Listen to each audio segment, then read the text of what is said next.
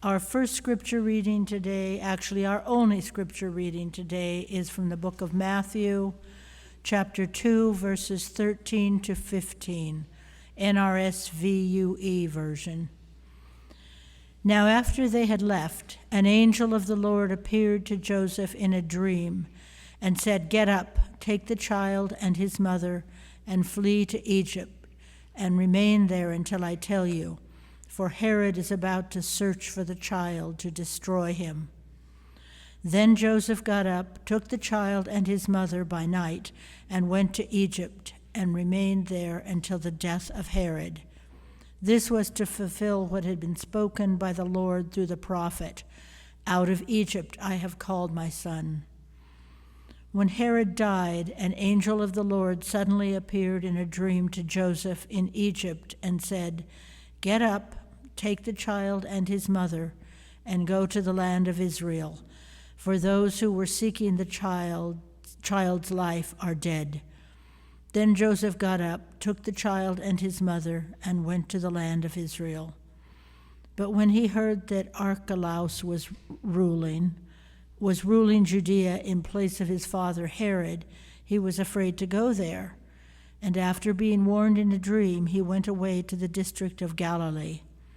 There he made his home in a town called Nazareth, so that what had been spoken through the prophets might be fulfilled. He will be called a Nazarene. May God add God's blessing to the reading.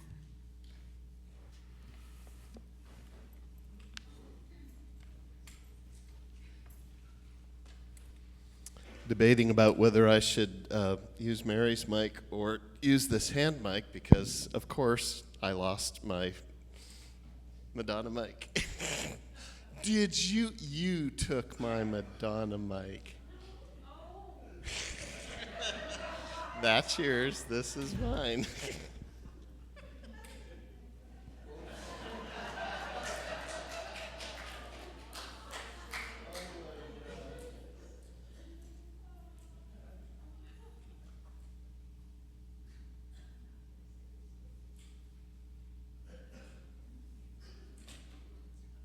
I don't want to say that never happens when I lose things at home. My kids call it she's hiding things from us, but it's okay. I really am that absent-minded, so let's say what we say. Good morning. It is still Christmas season here, isn't it? We don't put the decorations away even though it's not the 25th. We celebrate Christmas for how many days after Christmas? 12 days. See, there's something about that song, isn't there? The 12 days of Christmas, because that's the season between Christmas and Epiphany. So, Merry Christmas. So, whenever we're faced with something that demands our attention, whether it's a project to complete or a problem to solve, the first question is usually, how do I approach this, right? Do I start with what is easiest and then build some momentum, or do I tackle the hardest part first and get it out of the way? So, show of hands, how many of you are work easiest to hardest people? Working easiest to hardest, like if you've got a task in front of you and there's a bunch of things you do and there's a list, do you get the easy stuff out of the way first? Okay, how about the other way around? Who gets the hardest stuff out of the way first? Okay, so it's debatable, it's not, it can work either way. It's just, what is your style, right? What is the way that you do these things? Because this is why I go by the motto, plan ahead and be flexible. Oh my gosh, y'all need to learn that with me. Plan ahead, be flexible. All right. Planning is what gives us direction. Flexibility gives us room to adapt when things don't go according to plan, and let's face it, a lot of times things don't go according to plans. Too much rigidity leads to frustration. Too much improvisation could lead to constantly reacting to things instead of responding and leading. Now, I've known people who thrive on improvisation. One colleague in ministry once told me she rarely plans ahead because, as she puts it, desperation breeds ingenuity.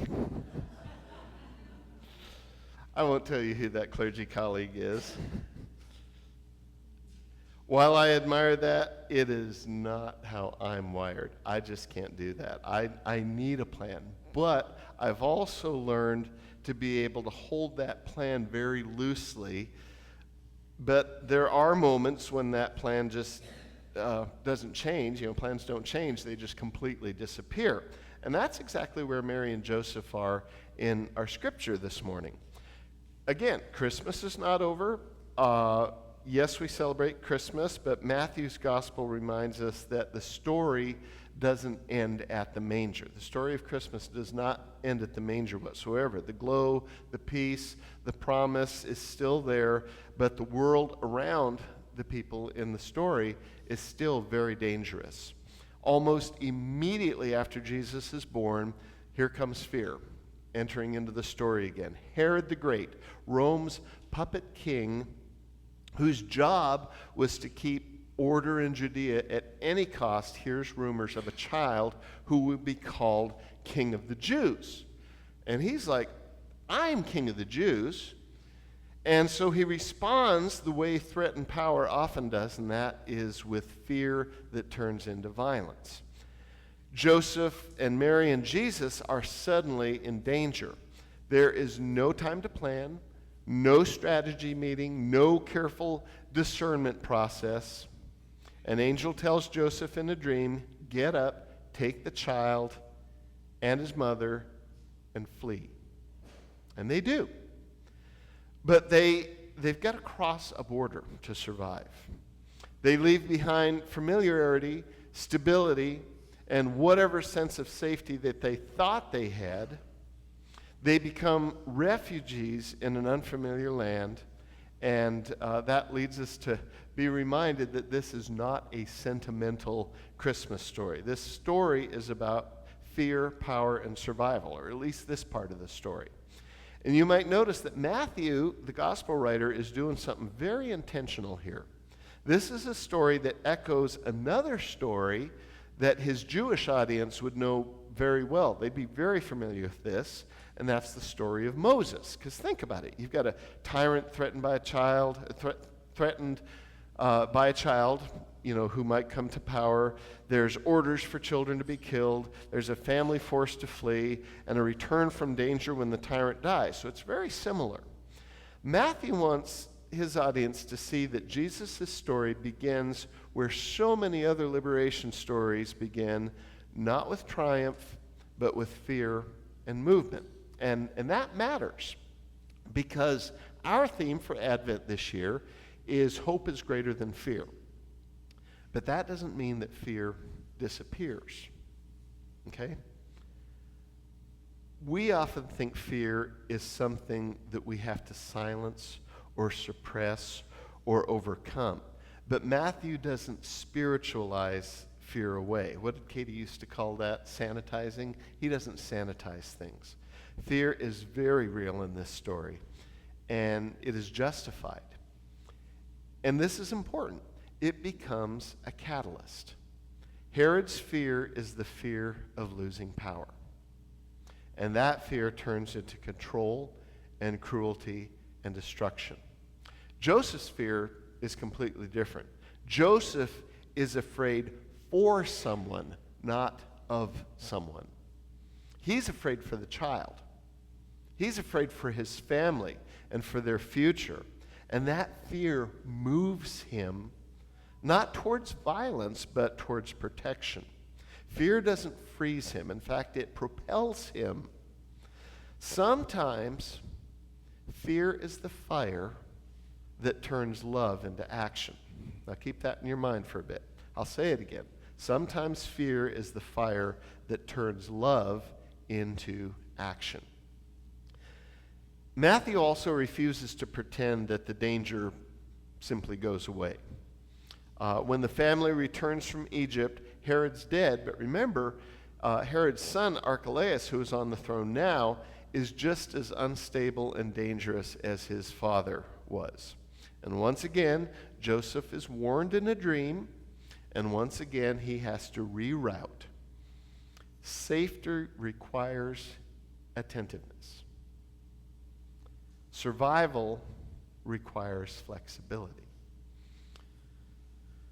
The Christmas story does not promise a world without Herods, but it does promise us Emmanuel, which literally means God with us. Even when we're running, God is with us. God's presence does not remove the threat, but it transforms how we respond to it. And that's why fear can sometimes be a holy thing, especially when it reveals what we love, what we value, and who we are willing to protect. Fear shows us where our compassion lives. And this is where the story turns toward us. Last week, I invited you all to think about a story or a headline that you've encountered recently that stirred fear, either in you or in others. Fear can make us want to withdraw. And honestly, I get that. I can't tell you how many times where I just think going up to the mountains and going off the grid seems like a really good idea. Fear also can turn into anger. And that makes sense too, especially when what we see and what's at stake is injustice. But Matthew invites us to ask a deeper question. What does fear move us towards? There's people all around us living in fear every day, okay? And it's been that way all over the time. Anytime in history you can look, and fear motivates people every day. Some fear seeking help because doing so might put them in great danger. Some fear of losing their livelihood, their ability to provide for their family. Some fear just being visible. Often others live with the constant uncertainty of violence, whether it's close to home or whether that violence is far away. These fears are not irrational. They are grounded in lived experience. And if you are in a season of peace right now, that is a gift. Truly, that is a gift. No guilt trips here. But that peace gives us capacity. It gives us room to listen. It allows us to practice empathy. And I just want to pause here for a moment and remind you that empathy is a virtue, okay? It's a good thing. It may not always be in vogue, but it is one of Jesus' core values, just in case you've heard otherwise. Also, empathy is not pity. Empathy is the spiritual practice of placing ourselves close enough to another person's fear that it begins to matter to us. That fear begins to matter to us. Jesus calls this mercy, which is also a virtue, just in case you've heard otherwise. In Luke's gospel, Jesus says, "Be merciful just as your God is merciful." When we practice empathy, when we practice mercy, fear stops being something that we push away. It becomes energy. And when that energy is grounded in love, it can become fierce compassion, courage, solidarity, and unexpected hospitality. Because after all, this story is about a family fleeing violence and finding shelter. Matthew doesn't tell us how the Egyptians received them, but we know this much. They were not abandoned. God did not leave them alone. And God does not leave us alone either. So, this Christmas season, maybe the question isn't just what do I fear, but also whose fear am I being asked to notice? Whose fear am I being called to protect?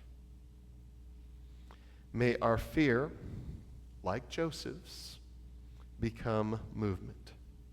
May it become care. May it become protection.